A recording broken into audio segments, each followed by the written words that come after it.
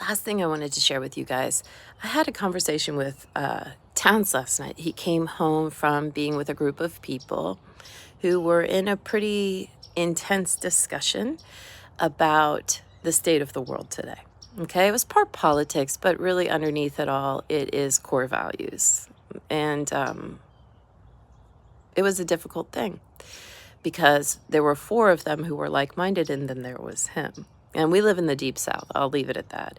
And he has a very liberal, hippy-dippy, open-minded mom.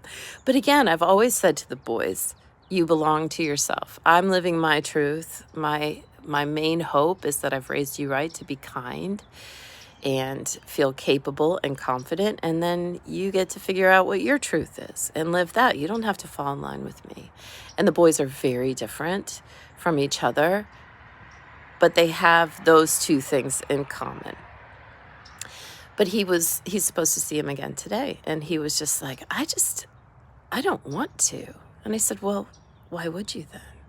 And he's like, I don't know, because da, da, da. And so I reminded him. I said, look, I was deeply committed to Brad for years, doing whatever it took to keep a connection between us. And then eventually I realized it was just took too much energy to cross that divide. And I walked away because it wasn't healthy for me to stay there anymore.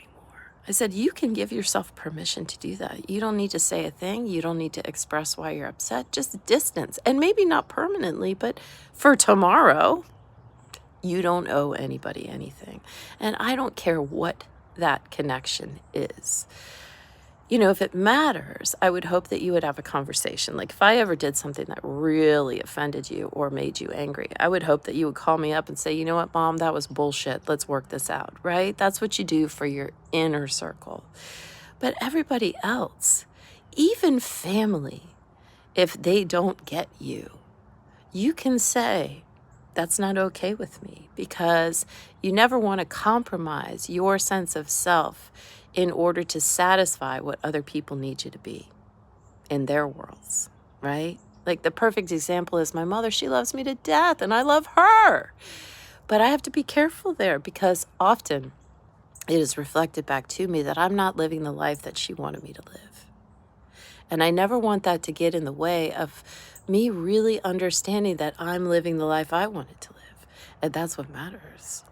It's okay to disappoint her as long as I'm not disappointing myself. So be careful out there, yeah? Stay true to you.